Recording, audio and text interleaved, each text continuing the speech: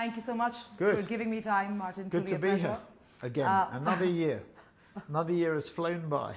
How was Cannes for you this year? What are your key observations and takeaways? Oh, Cannes has been. I think it's got too big.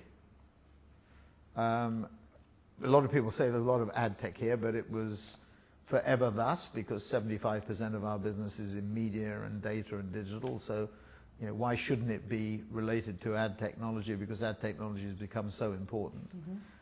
I think one of the biggest areas of interest has obviously been the duopoly of Google and Facebook. You've only got to look at the beach at Cannes Beach, and it's sort of dominated by the two of them. If you look at digital advertising, the two of them about 76% in our own case last year, out of $73 billion of revenue, of billings, sorry, but I wish it was revenue, but billings. Google was $4 billion, Facebook was $1 billion.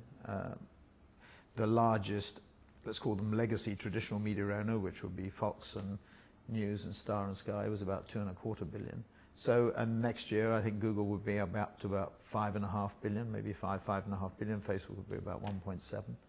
So we're talking about two very big media owners, not just in the digital space, but Google's number one in globally, and Facebook will be probably next year approaching third position, and maybe as we go into 2018, may well become the number two after Google. But there is this big gap between Google and Facebook, Google being a search medium and Facebook being a social medium. And you see that on video, where Google has smaller numbers of views but longer views, and Facebook has larger number but smaller in terms of time, which shows you that Google's a search medium and Facebook is a social medium. So I would say the duopoly issue, or the duopoly dominance, if it's not an issue. The unspoken thing here, the most amazing thing that people haven't talked about is Amazon. It's almost not a non-existent presence. It has a presence here. But given its importance in terms of e-retailing, given its importance in terms of data, given its importance in terms of media and product, it's interesting that there's been very little discussion, almost a forgotten word. It's amazing you talked about this concern issue or reality of, this domination between Google and Facebook, but you didn't mention Twitter. Do you think it's dying? Well, if you look at the amount, we've doubled our spending on Twitter from 150 million to 320, we think, this year. So 150, 160 million to 320 million this year. So Twitter is important, but if you just think about the scale of the numbers, one is at 4 billion, one is at 1 billion, and one is at this year probably, or the year last year we're referring to probably around 220. So you're talking about scale of magnitude. That doesn't mean that Twitter's not important, but relatively. And if we put AOL together with Yahoo, Yahoo was about 400 million, 430 million, and put AOL together with Yahoo, you're up to about 750 million, and combine that with Microsoft, which now has LinkedIn, which for us I think was about 40 million. So it's the reason I don't mention it is because the top two have established such a lead. And you go to the Mary Meeker slide, Facebook and Google, or Google and Facebook in that order, control 76% of the digital market. But a lot of that fueling is done by companies like you, right? Well, it's not done by us. It's the market and the change in the market. The question is whether there's the measurement there to justify it. And one of our clients here, one of our biggest clients, is very concerned about the lack of justification at Facebook in particular. Google probably been a bit more flexible on data, and we have a vested interest in this because we have a big data business, Kantar. And in addition to that, we've taken an interest since we last met of 20% in Comscore. So we're anxious to become the measurement standard, both for online and offline. So what's really important is that Facebook, who stresses outcomes, they say it's all about the outcomes, which we totally agree, but you can't have the referee and the player being the same person. You have to have an independent assessment. At the moment, Facebook is marking its own homework, and what we've got to do is get into a situation where Comscore, in our case, is in a position to do that homework marking, which we're slowly getting to, but it's a bit like pulling teeth.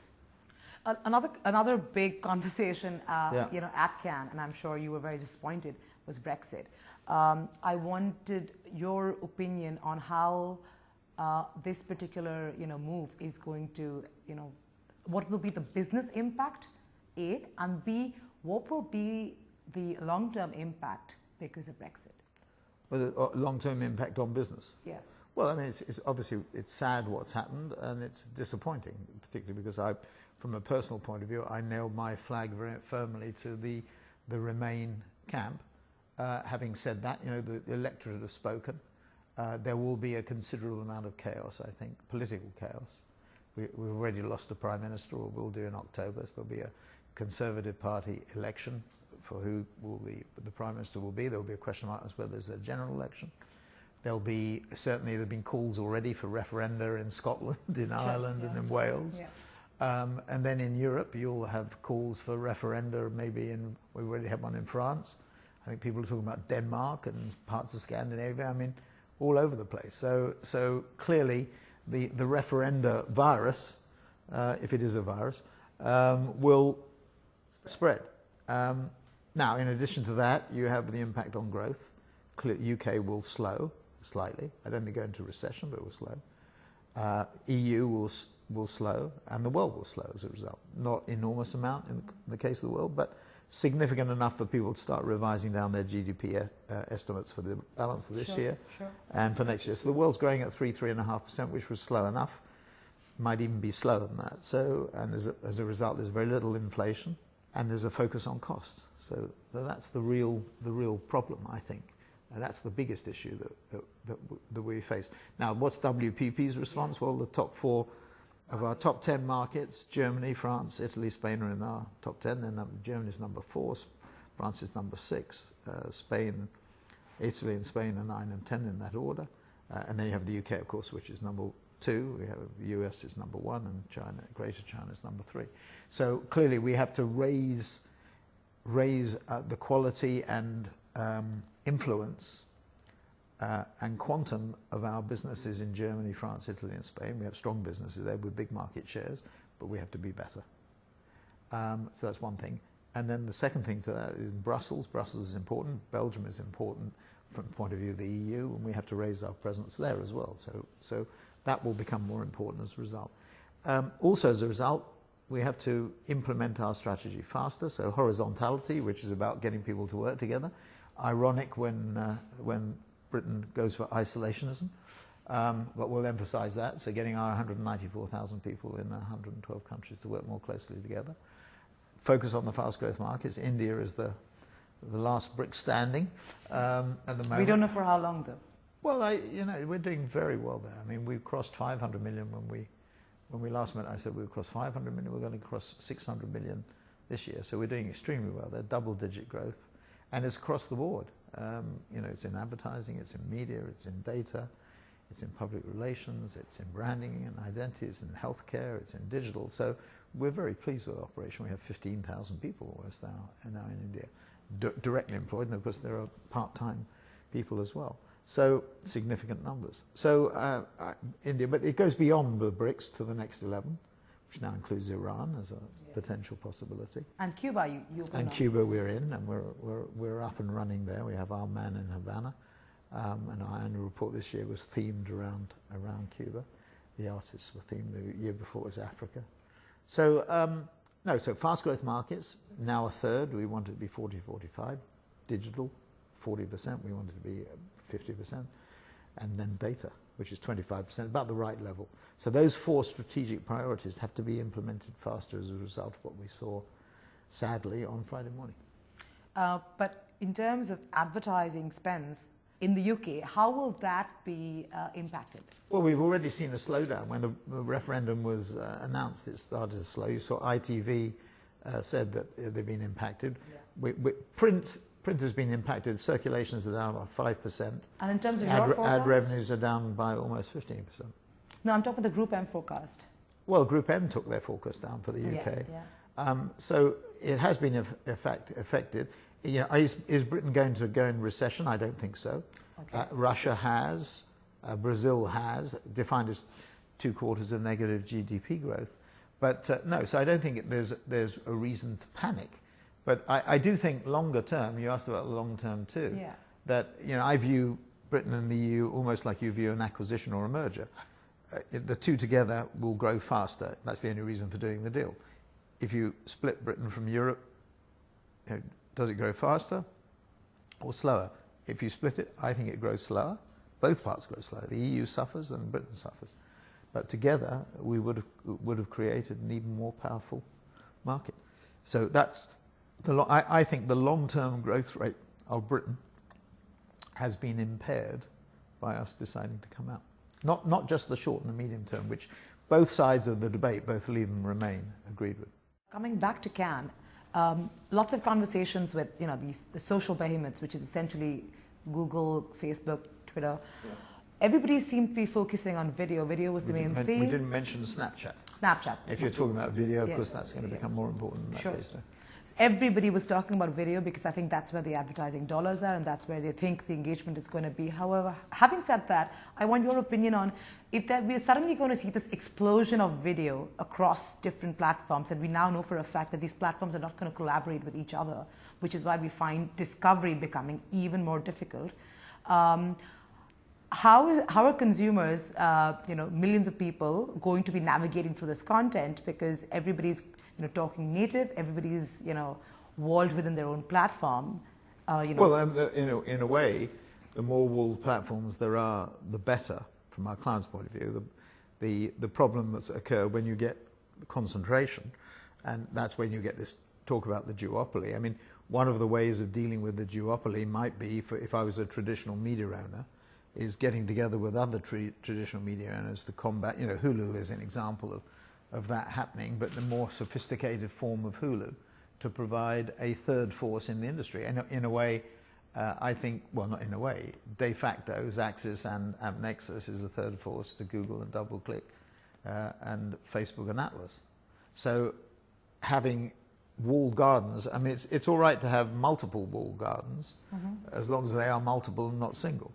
The question then becomes about the data and control of the data, and a number of clients have expressed concern about Facebook's control of data. More and more clients are getting worried about Amazon's control of data. So at one level or at one stage, clients are going to have to start to think hard about who controls the data, how it's controlled, and who uses it. That's an opportunity for us. That's not a threat. You made a very bold statement, as you always do.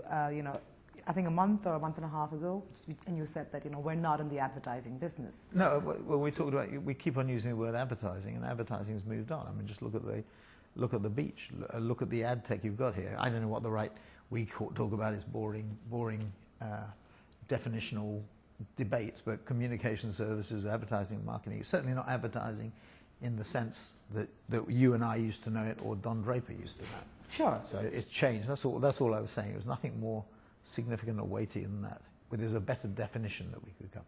I mean, this is, it's like calling ad age. It just makes no sense at all. Talking about India, you gave out the pecking order for a lot of markets. Where do we stand in your pecking order? India is now going to cross 600 million, so it's coming. It's approaching the top 10. Coming into the top 10. Well, we're right now, what, 15? No. We're between 10 I and think 15. it's number 11 or number 12. It's getting right in there. Okay, so we're making good strides into it. A hell of a good progress. Well, because the rupee has not been as weak as we've seen with the real or the ruble or whatever. So India has acquired a currency advantage as well as strong growth, because we've seen strong double-digit growth in 2 years when other markets have been under pressure, although you seem to be expressing some cynicism about India. But what are your readings? Which is surprising. I'm an optimist and you're a pessimist. That's always the case. How do you think that your dynamics will change if, hypothetically, Trump becomes president? Well, I mean, after yesterday, I guess Trump's chances probably have improved. And he has this amazing ability on timing. I mean, I don't think to say in Scotland that it was the right decision when the whole of Scotland has voted to remain and we're out was necessarily the tactically or tactfully the right thing to say. But he made the point. And of course, what happened in the UK on Friday, which a lot of people, including myself, didn't think was going to happen, And I think even the Prime Minister's own pollster thought they were 10 points ahead on the night. In fact, I think Boris conceded on the tube train to one of his associates that they'd lost, and Farage certainly conceded that they had lost early on, so they thought and were surprised they were going to win. So you never know what's going to happen. But clearly Trump's position, given his populist standing of position, anti-establishment position, has probably improved as a result of what's happened on Friday. Whether it's enough to win, we have a long way to go until November, but probably looks a little bit better. He seemed to have dug himself into a bit of a hole over what I call the Mexican judge, but he actually came from Indiana, and over Orlando and those terrible shootings there. Trump seemed to have run into a bit of choppy water. And Hillary was making some excellent speeches. But my question is, if he does hypothetically win, how will it impact? Well, we just don't know. We don't know. Okay. Well, you can possibly. I mean, you tell me what Trump will do. You tell me who his vice presidential nominee is going to be. Tell me who's going to be in his cabinet. Tell me how he's going to. Might turn out like Ronald Reagan. Ronald Reagan had the experience of governor of California. Was a delegator, chose some excellent people. Maybe he'll be, if he was to be president, he'd be like that. But the honest answer is we just don't know, which makes these things sort of totally unpredictable. Between India and China, do you think China slowing down is really India's advantage, or you don't think there will be any kind of impact? Look, my answer, India or China, which is basically a question, is the answer. I don't think that's comparable, right? Well, it's just comparable. They're far ahead. To a multinational company, the choice is comparable, and the answer is you have to do both. Right? I mean, it's you have no choice. If you're looking for growth in a world where the world's economy is growing at 3 or 3.5%, or whatever it is post Brexit, you have no choice. You have to. If the world's growing at 3%, there's some sectors growing at 6 and some at 0. So the trick is to try and find the 6 rather than the 0. Coming to the contentious topic of the whole transparency issue. Yeah.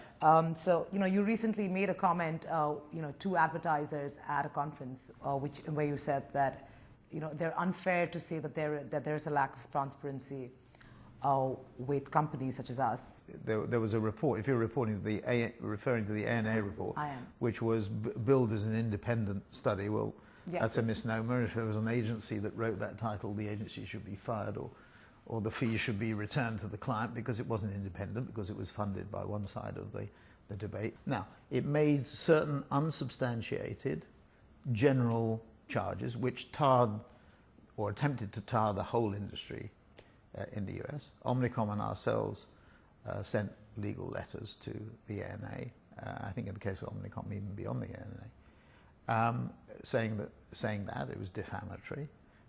If any client, and Group M statement was absolutely crystal clear, both before the report and after. If any client has any problem, we have a duty of care to individual clients, not the ANA, right? And actually, there are contractual limitations on us talking about anything other than with the client. The clients have the right of audit, and if there is an auditor, it's an auditor who is a professional auditor, not a Mickey Mouse auditor.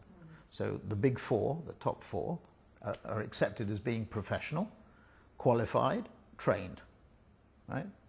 And those people audit us, and many clients have rights of audit, and we'll do that. And if any client has got a problem, they talk to us about it. Sure, but there is still a perception problem, right? Well, when you say there's a perception problem, that's your view. Do we continue to work with clients on a day-to-day basis? Last year it was 73 billion of billings, 20 billion of revenue, 16 billion of net sales, which, by the way, nobody else gives you those figures, and we audit them, which may be part of the transparency issue or trust issue that you refer to. But it seems to be an industry that still manages to get the job done, whatever you think the trust or transparency issues are. Right? My last question: 2015 was a difficult year for most, media companies because of the number of pitches that we saw. You mean media agencies? Media agencies, yes, media agencies. Give me a sense as to, if you have to go back to 2015 flashback and look at the kind of pressure you guys were on, just not only to deliver on current clients, but also to deliver on pitches, right? Mm-hmm. And so a lot of resources. How would you say that year was for you, and how have you come out of it? No, we did very well. The results speak for themselves. Another record year. Sure, but I was told by a few clients here that there was a big reset in the media agency space. The way they operate, the way they think is different now because, they've been shaken up. Is that actually true? Well, in what way have you been told that they were shaken up, or different way in which they operate? They just had to get more with it in terms of this fragmented... Well, I mean, that's such a general statement with all due respect. I don't know what you're... I think media agencies try to be, to use your phrase, as with it as they possibly can. So then what was the motivation for so many pitches? Well, the world is going through low growth, no inflation, very little pricing power, a focus on costs as a result, and finance and procurement are looking for advantages in terms of cost all the time. And I would explain it as simply as that. If you're running a legacy business, you have disruption at one end of the spectrum, you have zero-based budgeting at the other, you have activist investors. You look at the S&P 500, they return more money to shareholders in terms of dividends and share buybacks than they have in retained earnings. What's that telling you? It's telling you that the S&P 500, the 500 largest companies by market capitalization in the world, are returning more money to shareholders, that they're sort of pushing the responsibility back for investment to the shareholders rather than themselves. It's a very cautious environment. In that cautious environment, everybody's looking for any advantage they can get. I think media agencies have really upped their ante in terms of... Well, media agencies are creative as well as creative. Exactly. So they're not separate. I mean, media people can be creative, you know that. Of course they Design people can be creative. So yeah. when you use the phrase creative, it applies to every part of the traditional creative agencies. Well, fair enough. The traditional creative agencies, do you think they're doing enough to reinvent their model? Well, everybody talks about reinvention. There has been a considerable amount of reinvention. That may sound a complacent statement, or maybe it's not. I don't think it is complacent. There has been significant change. Look at the companies that have been created. We've been in business for 31 years. In the last 15 years, 50% of our revenues in the fast growth markets and digital didn't exist 15 years ago. In 15 years' time, I would say probably more than 50% of our revenues will be different to what they were before. So who would have believed that what we have is what we have in the technology space, with the largest programmatic platform in the world? Who would have believed we would have made the investment that 25% of our business would be in data, that would be an investor in Comscore, etc.?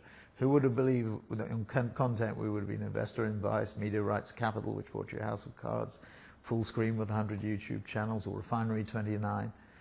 Who would have believed that? So technology, data and content have changed the way we do things. Who would have believed that we would have had Global Team Blue for Ford, or Red Fuse for Colgate, a fully integrated, none of the BS that you read about in trade magazines. And this is a real integrated model, totally coordinated.